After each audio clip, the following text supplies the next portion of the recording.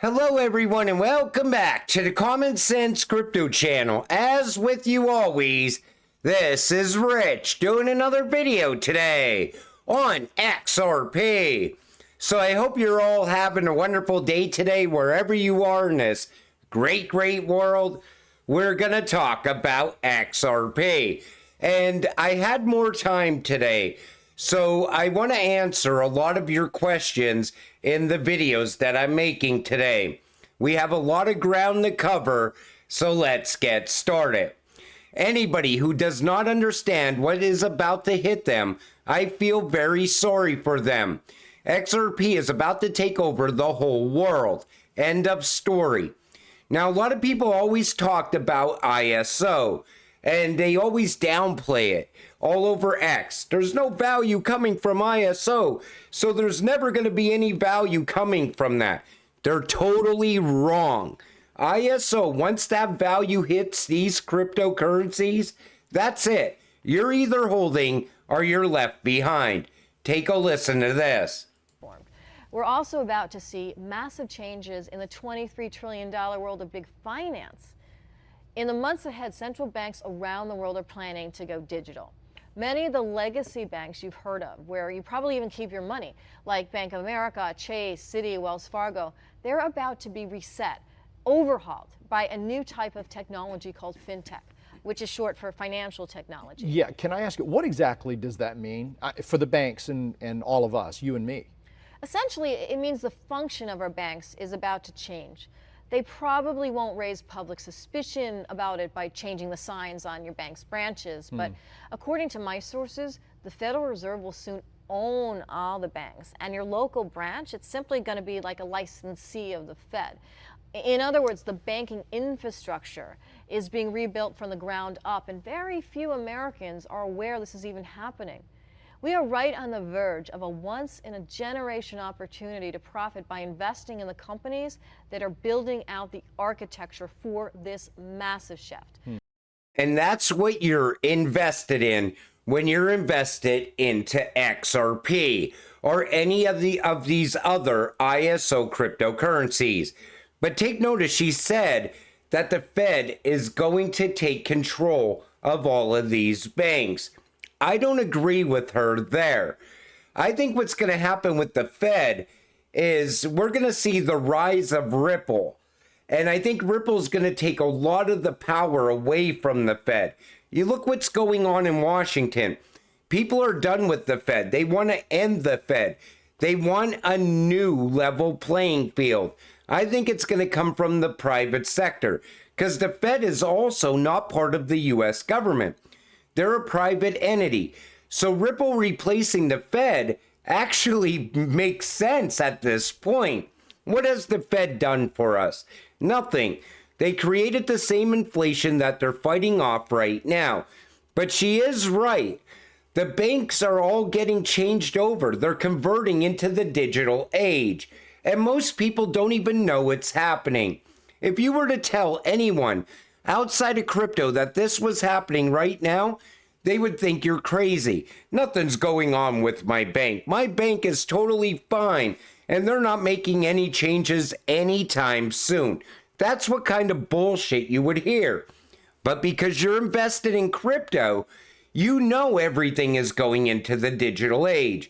Digital payments, digital transactions, digital trade, everything is going in that direction. And you're going to get very rich because of it. But what's holding us back the most right now? It's regulations. They tell us every single day. Here's Citibank, or here's Fidelity, actually. Take a listen. Regulatory standpoint, it's not permissible for us to hold crypto, right? So until that changes, we continue to keep an eye on the market and experiment and work. We have a innovation lab that does great work working with a lot of fintechs out there. But until that regulation changes, and it has to be clear. That gray area, large financial institutions are not going to operate in. And here this week, it's been really positive hearing from a lot of the senators and legislators out there talking about the changes that are coming. But until that is 100% clear, we just won't operate in that. They won't operate in this sector until we have clear regulations. That's why once regulations come, you better be holding crypto when that happens, because if not, you will get left behind very fast. This isn't going to take months and months for these big institutions to get involved in crypto. It's going to happen so quick. And we're just going to watch crypto after crypto popping off, because meme coins at that same time will be disappearing. And all we're going to be left with is a handful of cryptocurrencies. All the money, the entire market cap of crypto is going to be sitting in a handful of cryptocurrencies. Now, a lot of you asked me about Chainlink, and I was very harsh on Chainlink not so long ago. In fact, I sold my Chainlink and put the money into ISO cryptocurrencies. Now, do I think Chainlink is going to disappear? No. I just seen more value in XRP and XLM and QNT. And then what happened was I found an old phone I had, and I had a Bifrost wallet on it, and I found Chainlink that I was actually still holding. And I decided not to sell off that Chainlink. So this comes from Smoke.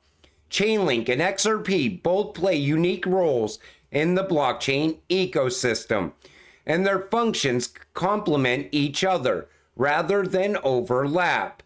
Chainlink provides decentralized oracles that fetch and verify real-world data for smart contracts. This ensures secure, tamper-proof, and reliable data inputs for various applications. Meanwhile, XRP focuses on fast, low-cost international payments as a bridge currency. Use cases for Chainlink: DeFi apps needing real-time price feeds, insurance contracts requiring accurate data, supply chain management tracking logistics. Use cases for XRP: cross-border payments for financial institutions, remittance services, on-demand liquidity for currency exchanges. So they're not fighting each other at all. How they complement each other. Chainlink can provide real-time data for smart contracts involving XRP transactions, ensuring accuracy and security. With Chainlink's verified data, XRP payments can be automated and secured in smart contracts, ensuring conditions are met before transactions. Chainlink's oracles supply accurate pricing for XRP, enhancing its usability in DeFi platforms for lending, borrowing, and trading. Chainlink facilitates multi-chain interactions, expanding XRP's functionality beyond its native Ripple network.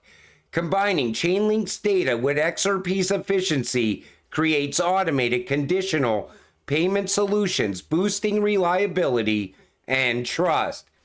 So now, instead of listening to all the normies over on X saying that Chainlink is going to replace XRP and XRP is going to replace Chainlink, now you see how they're not fighting each other. That's why it's so important to understand the facts when you're invested in crypto. But however, Smoke says you're right. Ripple is building an oracle service that can retrieve data from existing bank ledgers. So in short, XRP does not need Link's oracle service to be a fully rounded product. However, I don't think Chainlink is going to disappear either. I think it's going to be with us going into the future. And I was harsh on Chainlink early on. And like I said, it's not ISO compliant. A lot of people say it is, but it's not on the list. And that's why I took the money from Chainlink and put it towards ISO cryptocurrencies. And a lot of people keep asking me which ISO coins are compliant. You see, XRP, Quant, Algorand, Stellar, XLM, HBAR, Miota, and XDC. Now that list has been upgraded multiple times, and we have new additions like LCX and Casper, DAG. I think A0 might be tied in there. Nexera, I think, is going to be tied in there. I think Link will also be compliant over time and should be added to the list as well. But as time goes on, you're going to see that these ISO cryptocurrencies, that's what's going to be left once regulations get here. Everything is already pushing in that direction. And I like to answer a lot of your questions in the comment section from time to time, because you get the retail perspective on X. I like to show you the facts of what's really going on. This way you'll have a better understanding on what you're holding. But again, XRP and Chainlink are not fighting each other. Ripple partner Neum and Remote join forces to power global workforces with real-time cross-border payments. Like I said, Neum is out there just absolutely killing it. Every day almost, there's a new announcement around Neum. They also utilize Ripple's technology and XRP as well. And they're talking about payroll and contractor payments. That's big as we go forward, because you will be getting paid on a daily basis through micropayments. And this is going to be life-changing for a lot of people. I talked about this, how it could be used in the trucking sector as well. Instead of reaching in their pocket every time a truck driver delivers a load from one place to another, they could get paid in real time. I see this as the path forward, is what I'm saying. Ripple's top executive, Joel Katz, David Schwartz, has made important statement to XRP community, warning them to stay alert against new phishing scam on X platform. You know, David, he's very vocal when it comes to all the scams we see over on X. If you receive a DM, anything like this, it is fake. The link goes to a phishing site that will collect your login and personal information. And it says here, Dear X user, your account is currently under investigation for copyright violations. To provide your feedback within the specific time, please complete the form below. Don't fill out any forms, and stop talking to the bots in the comment section. I do see, however, a lot of you like to say that the bots are scammers. You could continue to do that, but don't interact with the bots. If somebody's asking you for personal information or your wallet address, you are about to lose all your crypto. Stop interacting with the bots and keep your crypto safe. We are too close for you to lose your crypto now. Multiple forms of money will coexist. We're likely to see a future which multiple different forms of money, both public and private, and both those currencies in use, as well as new forms of digital money, coexist. Each has the potential to fill a different niche in the ecosystem and to provide enhanced consumer and business choices arising from different characteristics. This comes from ISO Go. So you see Fedwire, you see ACH, Visa, stablecoins, PayPal, CBDC, digital money, tokenized deposits like JP Morgan is doing. But I see parallel systems once CBDC gets here. You're going to have cash. You're going to have CBDC. You might have crypto payments as well. I think over time, cash will disappear. CBDC will rise, but you will still have other options if you hold certain assets like crypto, because the rich are not going to be living under a CBDC. I said that multiple times in the past. XRP is your way to avoid a CBDC. Because think about it. Okay, XRP is moving CBDC from one country to another. It's going to be way more valuable. And I think you're going to be able to buy directly from your digital wallet to a merchant's digital wallet. I think we will get to that time most likely over the next 2 years. I think we're that close. I think we're going to start to see, as mass adoption happens, there's going to be so many different companies accepting crypto as payment. And it is coming. The digital age is here. If you stay invested in this cryptocurrency, you can get life-changing money. If you hold it long enough, you can get very wealthy, generational wealth. But until it all happens, stay patient, stay positive, and let's get rich together. With that said, I'm going to wrap up this video. I want to thank you all for watching. I appreciate all of you. I'll see you in the next one. Have a great night.